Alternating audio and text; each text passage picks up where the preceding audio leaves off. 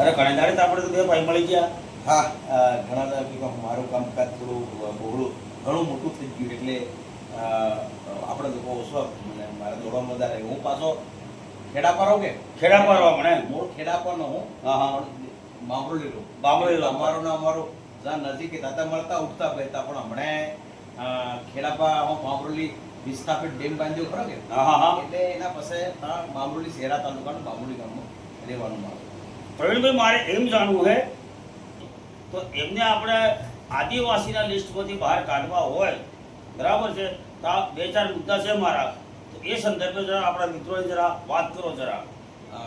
તમે સારો સવાલ કર્યો, પણ આ બધું સમાજને જાણવાની જરૂરી છે.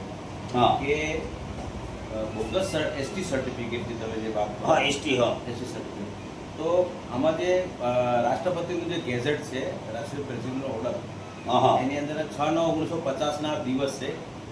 6/9/1950. એ જે સ્થાન છે એ હા. સ્થાન અને એ વખતે એનું શું જાત લખાવી છે, સ્થાન. હા. અને જગ્યા શું અટક લખાવી છે, જાત લખાવી છે, એની પર ડિપેન્ડ, એની પર જ આધાર રખાય. પણ ઘણીવાર એમ થાય કે આવું બધું કેમ હોય કે તે તમે માન લો કે 6/9/1950 વાત કરી, 6/9/1950 બધા બિલ હે એટલે રાજસ્થાનવાળા બિલ હે એ આપણા ગુજરાતમાં આવે તો એ એસટીનો દાખલો એને નહીં મળે, કેમ કે એ બિલ હે તો રાજસ્થાનના, એ કે ગુજરાતના એસટી નહીં મળે. તો 6/9/1950 રાષ્ટ્રપતિનો ગેઝેટમાં એવું છે કે રાજ્ય વાઇઝ છે. રાજ્ય. બિલ ખરા પણ એ રાજસ્થાનના. રાજસ્થાનના. આપણો રાજસ્થાનમાં જઈએ ને તો એ બિલ નહીં કહેવાય. એટલે બિલ કેવા આપણે એસટી નહીં કહેવાય. એસટી. આપણે તમે જોયું કે પેલા ખેડાપામાં નહીં થયું, ખેડાપામાં આપણે સોરી તહા લઈ આવ્યા અને આપણે સુપ્રીમમાં ઉમેદવારી કરી. એ સર્ટિફિકેટ માન્ય નથી. બિલ કહેવાય પણ એ કઈ ના કહેવાય રાજસ્થાનમાં. એટલે એ આઈનો એસટી સર્ટિફિકેટ નહીં મળે, લાભ પણ નહીં મળે. આપણે કઈ ઉમેદવારી કરવી હોય તે જનરલમાં ફોન કરવો પડે. અને હું તો ઉમેદવારી નોકરી પણ ના કરી શકીએ આદિવાસી એસટીના સીટ કોટામાં, એટલે કે એની જગ્યા પર નોકરી કુકડું પણ સરકારનો સહાય નહીં મળે.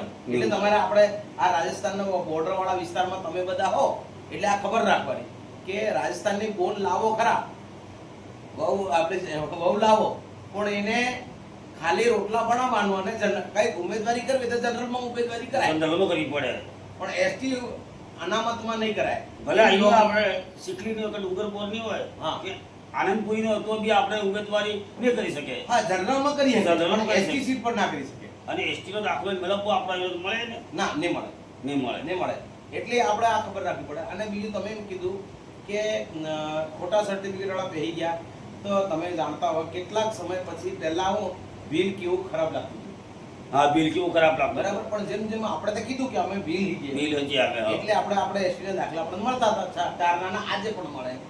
પણ જેને બિલ નથી કીધા, બિલ કેવું ખરાબ હતું, અને એ વખતે જે ક્ષત્રિયો સાથે રહેતા હતા અને આપણી સાથે વ્યવહાર સારો નતા રાખતા, અને પૂછ્યું એને સરકારે પણ પૂછ્યું, તમે પણ ડામોર હો, તમે પણ કટારા હો, તમે પણ પેલા કટારા હે, આ ખેડા બાજુ હોય કે આજુબાજુ રામપુરના પૂર્વ પગના કટારા હે ને આ કટારા હે, તમે ડામોર આ ડામોર, પણ એ ડામોરે પોતાને બિલ લખાયું નતું.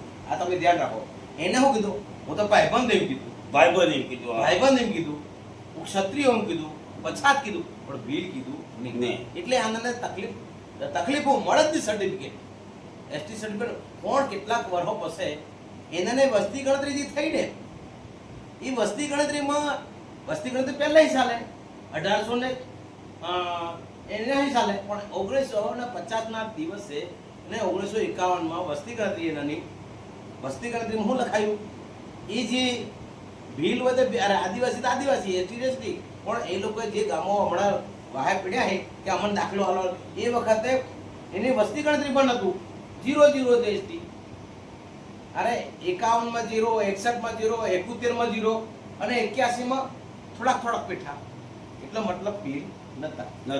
હા, અને આ તમે આ બધા લોકો જોડાયા, પણ સર્ટિફિકેટ પેલા સિક્કા મારી નાલ દેતા હતા. હા, પેલા સિક્કા મારી એલસી માં લખી ગયો બિલ, એટલે સિક્કા મારે. એમને કેટલાય લોકો પીહી ગયા. અને પીહી જવાથી એવું થયું કે આપણને ખબર પડી કે આ હાથે આપણે હાથે બોલી વ્યવહાર નથી નથી આ કહો આવી ગયો બિલ એટલે જાગૃતતા આવી એટલે પછી આપણે આ ઇન્કવાયરી ચાલુ થઈ. એની અંદર આવી રીતે ગુજરાતની અંદર મહારાષ્ટ્રમાં માધુરી પાટીલ જજમેન્ટ સુપ્રીમ કોર્ટમાં માધુરી પાટીલ મહારાષ્ટ્રનું એમાં જો કે આવી રીતે લોકો એસટી દાખલામાં ઘૂસપેઠ કરી ગયો. તો એની માટે કાયદો અને એ માધુરી પાટીલમાં સક્સેસ ગઈ. તો સુપ્રીમ કોર્ટે કીધું કે આવી રીતે જે એસટી દાખલા ખોટા લે છે અને ઘૂસી જાય છે, ગેર આદિવાસીઓ ઘૂસી જાય છે, એટલે એની માટે એક ગાઈડલાઈન તૈયાર કરી. ગાઈડલાઈન તૈયાર કરી કે આવા માપદંડ હોવા જોઈએ. તો એ માપદંડને ધ્યાને એ કામ કોને સોંપ્યું? સુપ્રીમ કોર્ટ સોંપ્યું છે સ્ક્રુટિની કમિટી એટલે કે વિશ્લેષણ સમિતિ. હવે વિશ્લેષણ સમિતિ એવું કે એને તપાસ કરે, સ્થળ તપાસ કરે, એના આધાર પુરાવા જે બધું તપાસે. જે સર્ટિફિકેટની અંદર 6/9/1950 પુરાવા ન મળે અને વચ્ચેથી એ બિલ લખાવે છે, વચ્ચેથી એસટી સર્ટિફિકેટ જાય તો એની માન્યતા રદ થાય એસટી સર્ટિફિકેટ. તો એની પછી જ્યાં હમણાં ગુજરાતની અંદર આંદોલન ચાલુ થયું, એ ગુજરાતમાં આંદોલન ચાલુ થયા પછી એક્ટ તો હતો અને રૂલ્સ બનાવ્યા, નિયમો, આટલા પુરાવા જોઈશે, કોણ જોશે, એ આ બધું નક્કી કરવાનું કામ સરકારે પછી હોપી દીધું. ધારાસભ્યોને બધા ભેગા થઈને એક્ટ રૂલ્સ બનાવી દીધો. 18 ને 19 રૂલ્સ બન્યા છે. તો એ રૂલ્સને પાલન કરાવવાનું કામ ધારાસભ્યોનું છે, આપણા આમ જનતાનું પણ છે. પણ કેટલાક અંશે આ રૂલ્સનું કોઈ પાલન કરતું અને એ રૂલ્સમાં એવું છે કે ખોટો સર્ટિફિકેટ વાળો તમને દેખાય તો એની પર તમે અરજી કરો. અરજી કર્યાના 3 મહિનામાં નિકાલ થવો જોઈએ. કેટલા મહિનામાં? 3 મહિનામાં. એટલે 2 મહિનામાં તપાસ કરવાની, 3જા મહિનામાં કહી દેવાનું. પણ વિશ્લેષણ સમિતિને કામનું ભારણ રહે છે એવું કરીને એ પણ બહાના બનાવે છે અને કંઈક ને કંઈક અંદર એસટી સર્ટિફિકેટને આદિવાસીઓને ગેર આદિવાસીમાં સંઘર્ષ ઊભો થાય છે. તો તમે જેમ કીધું હમણાં